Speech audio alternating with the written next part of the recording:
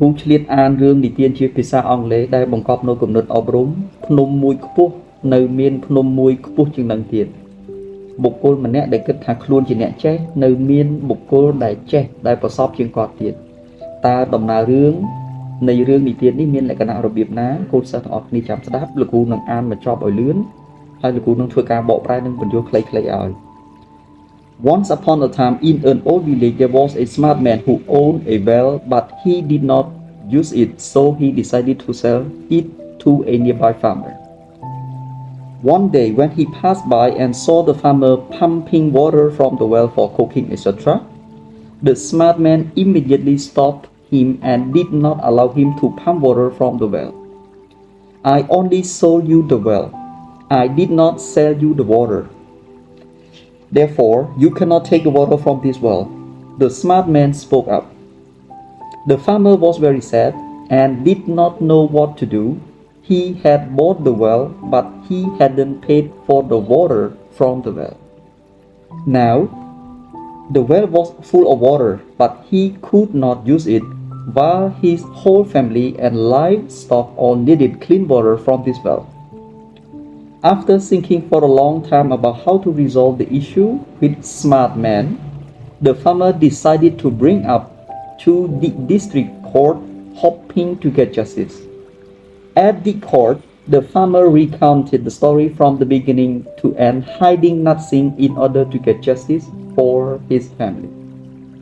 The district judge called the smart man up and asked, "Why don't you let him use the water in this well? Didn't you sell the well?" "Well, Your Honor, I only sold the well to this farmer. I did not sell him the water in it. Therefore, he has no right to take water from my property. Now, if he wants to take water, he has to pay more." The smart man replied firmly, believing in his argument. The district judge looked at the smart man, smiled slyly and replied, "Oh, you make a good point. However, when you sold the well to this farmer, the well became his property. And the water in the well is still your property. So you have no right to store the water in the farmer's well anymore. Now, there are only two options. One is that you have to pay the farmers to rent the well for water storage. Two is that you have to remove all the water from the well immediately." The judge looked up at the smart man and asserted him firmly. The smart man bowed his head sadly, not knowing what to do to justify his actions. He has been harmed by his own intelligence. That is why in life, no matter how smart you are, there will always be others who are smarter than you. ឥឡូវលោកគ្រូអានចប់ហើយណាលោកគ្រូបកប្រែឲ្យលោកគ្រូនឹងបញ្យល់សរុបខ្លឹមសារទាំងមូលតែម្ដង One upon a time កាលពីព្រេងនាយ in an old village there was a smart man who owned a well but he did not use it so he decided to sell it to a nearby farmer កាលពីព្រេងនាយមាននៅក្នុងភូមិចាស់មួយមានបរិសឆ្លាតវៃម្នាក់គាត់ចាត់ទុកថាជាគាត់បរិសឆ្លាតវៃដែលគាត់គឺជាម្ចាស់នៃអណ្ដូងក៏ប៉ុន្តែគាត់អត់បានប្រើប្រាស់អណ្ដូងហ្នឹងទេដូច្នេះគាត់ក៏បានសម្រេចចិត្តលក់អណ្ដូងហ្នឹងទៅឲ្យកសិករដែលនៅជិតហ្នឹង One day when he passed by and saw the farmer pumping the water from the well for cooking etc. មានថ្ងៃមួយបន្ទាប់ពីគាត់បានលក់ហើយហ្នឹងគាត់បានឃើញកសិករហ្នឹងកំពុងតែសប់ទឹកចេញពីអណ្ដូងអាចប្រហែលជាសម្រាប់យកទៅចម្អិនអាហារ The smart man immediately stopped him បរិសដែលនៅទីនេះគេចាត់ទុកថាគាត់ជាមនុស្សឆ្លាតបរិសអ្នកឆ្លាតម្នាក់គាត់បានបញ្ឈប់សកម្មភាពនៃការសប់ទឹកហ្នឹងពីកសិករហើយបន្តមកទៀតគាត់មិនអនុញ្ញាតឲ្យកសិករហ្នឹងគឺសប់ទឹកហ្នឹងចេញពីអណ្ដូងទេ I only sold you the well ខ្ញុំលក់ឲ្យអ្នកឯងតែអណ្ដូងទេ I did not sell you the water ប៉ុន្តែខ្ញុំមិនបានលក់ទឹកទេ The smart man spoke up អាហ្នឹងបរិសអ្នកឆ្លាតហ្នឹងគាត់បាននិយាយបែបហ្នឹង The farmer was very sad and did not know what to do កសិករដែលគាត់បានទិញរួចរាល់ហើយហ្នឹងគាត់មិនដឹងថាត្រូវធ្វើម៉េចទៀតទេ he had bought the well គាត់បានទិញអណ្ដូងមែន but he hadn't paid for the water from the well ប៉ុន្តែគាត់មិនបានបង់លុយចំពោះការប្រើប្រាស់ទឹកនៅក្នុងអណ្ដូងហ្នឹងទេ now the well was full of water ឥឡូវហ្នឹងទឹកវាពេញអស់ហើយទឹកនៅក្នុងអណ្ដូងហ្នឹងពេញហើយគាត់មិនអាចប្រើប្រាស់វាបានទេក្នុងខណៈដែលគ្រួសាររបស់គាត់និងសត្វពាហនៈដទៃទៀតនៅក្នុងផ្ទះរបស់កសិករហ្នឹងកំពុងតែត្រូវការទឹកហ្នឹង after thinking for a long time បន្ទាប់ពីការគិតអស់រយៈពេលដ៏យូរសមល្មមមក about how to resolve the issue អំពីរបៀបនៅក្នុងការដោះស្រាយបញ្ហានេះជាមួយនឹងអ្នកបរិសុទ្ធដែលគេចាត់ទុកថាជាអ្នកប្រកែហ្នឹង the farmer decided to bring up to the district court កសិករក៏គាត់បានសម្រេចចិត្តយករឿងនេះទៅកាន់តុលាការនៅក្នុងស្រុកមួយនៃទីកន្លែងដែលអណ្ដូងហ្នឹងតាំងនៅ at the court នៅតុលាការ the farmer recounted the story from beginning to end hiding nothing in order to get justice for his family កសិករហ្នឹងគាត់បានរៀបរាប់ខ្ទេចខ្ទីអស់ហ្មងអត់មានលាក់លៀមអីទេទៅកាន់ចៅក្រមដើម្បីឲ្យគាត់ទទួលបានយុត្តិធម៌សម្រាប់ក្រុមគ្រួសាររបស់គាត់បន្ទាប់មកទៀត the district judge ចៅក្រមនៅស្រុកមួយហ្នឹងគាត់បានសួរទៅកាន់បរិសុទ្ធម្នាក់ហ្នឹង why don't you let him use the water in the well មិនក៏អ្នកឯងមិនអនុញ្ញាតឲ្យគេប្រើប្រាស់ទឹកក្នុងអណ្ដូង smart man បានឆ្លើយតបថាខ្ញុំបានលក់តែអណ្ដូងទេតែខ្ញុំមិនបានលក់ទឹកទេតោះណាអូខេឥឡូវចាំមើលចៅក្រមគាត់ឆ្លើយថាម៉េចទៀត The smart man replied firmly believing in his argument អញ្ចឹងបរិសុទ្ធអ្នកឆ្លាតហ្នឹងគាត់គិតថាគាត់ឆ្លើយអញ្ចឹងទៅប្រហែលជាចម្លើយរបស់គាត់ហ្នឹងមានតលហិកឬមានអំណះអំណាង logic សមហេតុសមផលឥឡូវចាំមើលចៅក្រមផ្ចាញ់គាត់វិញដោយរបៀបណា The district judge looked at the smart man smiled slightly and replied oh you make a good point ចៅក្រមបានលើកឡើងថាអូគាត់ញញឹមតិចខ្លួនឯងហើយគាត់បានលើកឡើងថាអ្នកឯងលើកចំចំណុចល្អ however ប៉ុន្តែចៅក្រមនឹងគាត់បានលើកឡើងថាចេះ however when you sold the well to this farmer នៅពេលដែលអ្នកឯងបានលក់អណ្ដូងនេះទៅឲ្យកសិករ the well became his property អណ្ដូងគឺជាកម្មសិទ្ធិរបស់កសិករហើយ the water in the well is still your property ក៏ប៉ុន្តែទឹកនៅក្នុងអណ្ដូងគឺជាកម្មសិទ្ធិរបស់អ្នកឯងដដែលរបស់ smart man ដដែល so you have no right to store the water in the farmer's well anymore ដូច្នេះអ្នកឯងអត់មានសិទ្ធិនៅក្នុងការស្តុកទឹកនៅក្នុងអណ្ដូងនេះទៀតទេព្រោះយើងបានលក់អណ្ដូងឲ្យគេហើយ now there are only two options មានតែពីរជម្រើសគត់ one is that you have to pay the farmers to rent the well for water storage ទី1គឺអ្នកឯងត្រូវតែគាត់និយាយទៅកាន់ smart man អ្នកឯងត្រូវតែបង់លុយថ្លៃជួលអណ្ដូងដើម្បីដាក់ទឹកនឹងនេះជម្រើសទី1ជម្រើសទី2 two is that you have to remove all the water from the well immediately ជម្រើសទី2គឺអ្នកឯងត្រូវតែបូមទឹកចេញឲ្យអស់ពីអណ្ដូងនឹងឲ្យបានឆាប់បំផុតនេះគឺជាអំណះអំណាងផ្ចាញ់ត្រឡប់ទៅវិញពីចៅក្រមទៅកាន់ smart man បន្តមកទៀត smart man bow his head smart man គាត់អោនក្បាលbow his head sadly not knowing what to do to justify his own action គាត់បានអោនក្បាលរបស់គាត់ដោយគាត់មិនដឹងថាគាត់ត្រូវលើកឡើងអ្វីទៀតទេដើម្បីបញ្ជាក់សកម្មភាពដែលគាត់បានធ្វើhe has been harmed by his own intelligence គាត់ទទួលភាពអាម៉ាស់បញ្ញារបស់smart man គេបានសរុបថា this is why in life no matter how smart you are there will always be others who are smarter than you នៅក្នុងជីវិតយើងតែងតែគិតថាយើងឆ្លាតប៉ុន្តែសូមចងចាំថាមានអ្នកដទៃដែលឆ្លាតជាងយើងអញ្ចឹងនៅទីនេះគឺមានន័យចេះមានន័យថាគាត់បានលក់ smart man ហ្នឹងគាត់បានលក់អណ្ដូងទៅឲ្យ farmer ហើយបើគាត់បានលក់អណ្ដូងទៅឲ្យ farmer ហើយមានន័យថាទាំងអណ្ដូងទាំងទឹកនៅក្នុងអណ្ដូងគឺជាកម្មសិទ្ធិអូតូម៉ាទិករបស់កសិករនឹងហើយក៏ប៉ុន្តែ smart man នេះដែលជាអតីតម្ចាស់អណ្ដូងនឹងពីមុនគាត់ខូចគាត់ថាគាត់លក់តែអណ្ដូងទេ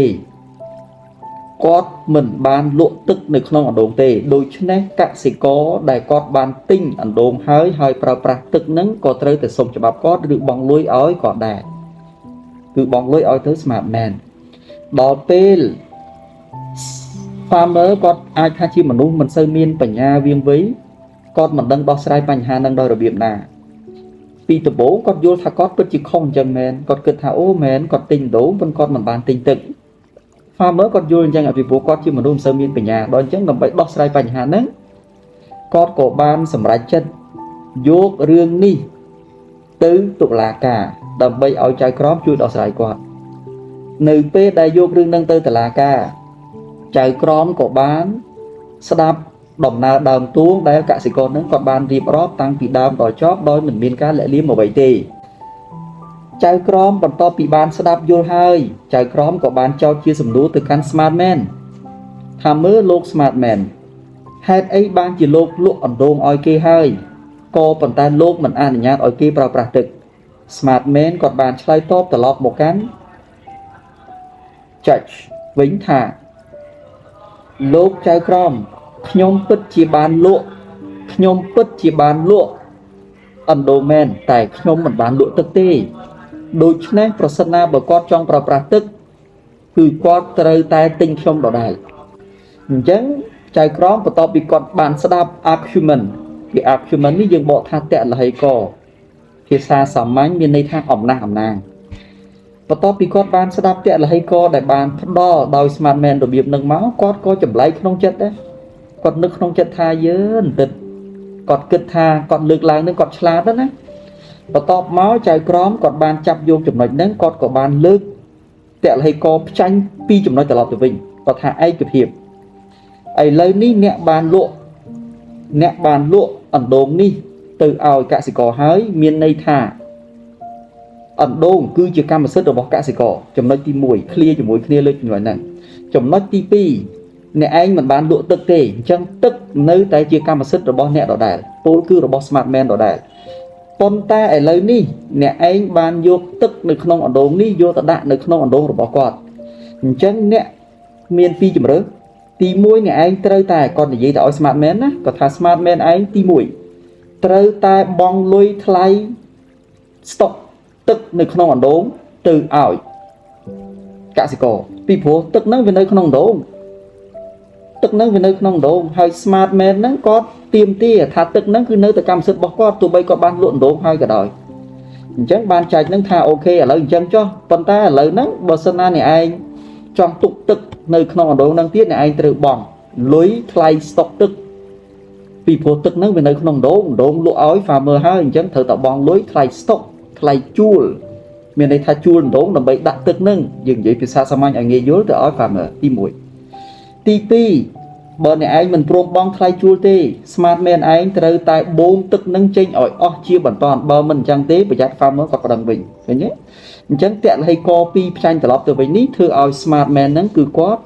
អោនក្បាលចុះហើយគាត់ដើរត្រឡប់ទៅវិញដោយគាត់ទទួលរួមភាពអាម៉ាស់ដោយសារការលើកតលហេកមិនសមហេតុសមផលរបស់គាត់អញ្ចឹងលោកគ្រូចង់បញ្ជាក់អំពីទស្សនវិជ្ជាច្បាប់បន្តិចចុះនៅទីនេះមុននឹងលោកគ្រូសរុបថាតើគំនិតអប់រំនេះលោកគ្រូចង់ឲ្យពួកខ្ញុំយល់អំពីអ្វីទី1រឿងរណបមួយចំនួនយើងមិនចាំបាច់បញ្ជាក់នៅក្នុងកិច្ចសន្យាទេបើសិនណាជាកិច្ចសន្យាផ្ដោតទៅលើកម្មវត្ថុធំបានធ្វើហើយវត្ថុរណបនឹងអូតូម៉ាទិកវាត្រូវបានរាប់បញ្ចូលនៅក្នុងនឹងហើយលោកគ្រូលើកឧទាហរណ៍កូនសិស្សទាំងអស់គ្នាទៅទិញ laptop ពេលទៅទិញ laptop មិនបាច់សរសេរថាដោយសាកថ្ម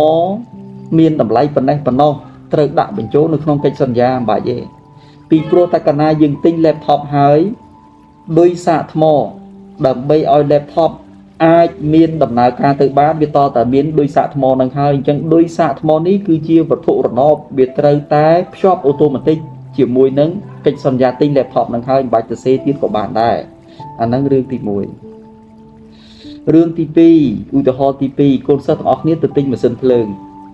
ធ្លាប់ស្គាល់ទេម៉ាស៊ីនភ្លើងអាគេពវល់យេអាហ្នឹងឪពុកលោកគ្រូគាត់ធ្លាប់មានម៉ាស៊ីនភ្លើងនឹងច្រើនណាស់នៅពេលដែលប៉ាម៉ាក់លោកគ្រូបានជួលផ្ទះឲ្យទៅអ៊ុនតាកាលពីអ៊ុនតាមានវត្តមាននៅកម្ពុជាឆ្នាំ1993កាលហ្នឹងគេមកជួលផ្ទះលោកគ្រូឪពុកម្ដាយលោកគ្រូមានម៉ាស៊ីនភ្លើងច្រើនណាស់ 3-4 នោះដើម្បីទាញថាមពលយកទៅផ្គត់ផ្គង់ឲ្យអ្នកជួលផ្ទះលោកគ្រូហ្នឹងទិញម៉ាស៊ីនភ្លើងយើងមិនបាច់សួររោគប្រដាប់បវលទេ អាបវលដើម្បីឲ្យម៉ាស៊ីនភ្លើងវាឆេះណាពីព្រោះយើងមិនអាចប្រើដៃដើម្បីទៅបវលម៉ាស៊ីនភ្លើងនឹងបានទេអញ្ចឹងមានន័យថាយើងសួរតែកិច្ចសន្យាហ្នឹងយើងទៅសេតែរឿងម៉ាស៊ីនភ្លើងទៅចំណែកអាប្រដាប់បវលហ្នឹងគេត្រូវតែភ្ជាប់មកអូតូម៉ាទិកហើយយើងមិនអាចញែកករណីហ្នឹងពីពីហ្នឹងទេតោះទេប៉ុណ្ណឹងយ៉ាងណាមិញក៏ដូចគ្នាដែរករណីនេះយើងទិញដងគេហើយទឹកវានៅក្នុងដងអញ្ចឹងកាលណាទិញដងហើយទឹកហ្នឹងក៏ត្រូវតែមកជាកម្មសិទ្ធិរបស់យើងដែរមិនអាចលើកដោយអំណះអំណាងដែលមិនមានហេតុផលរបស់ smart man នេះទេតើទេប៉ុណ្ណឹងករណីហ្នឹងគេប្រើពាក្យវត្ថុតូចរណបវត្ថុធំអាតូចគឺទឹកហើយអាធំគឺដងអញ្ចឹងកាលណាដងត្រូវបានលក់ឲ្យគេហើយស្អីស្អីទៀតក៏វាទៅតាមហ្នឹងដែរ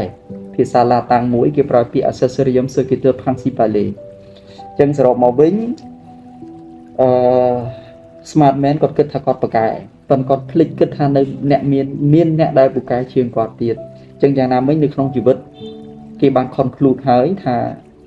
សូមឲ្យយើងចងចាំហើយលោកគ្រូក៏ចង់ឲ្យកូនសិស្សទាំងអស់គ្នាចងចាំដែរថានៅក្នុងជីវិតរបស់យើងនេះសូមចងចាំអញ្ចឹងថា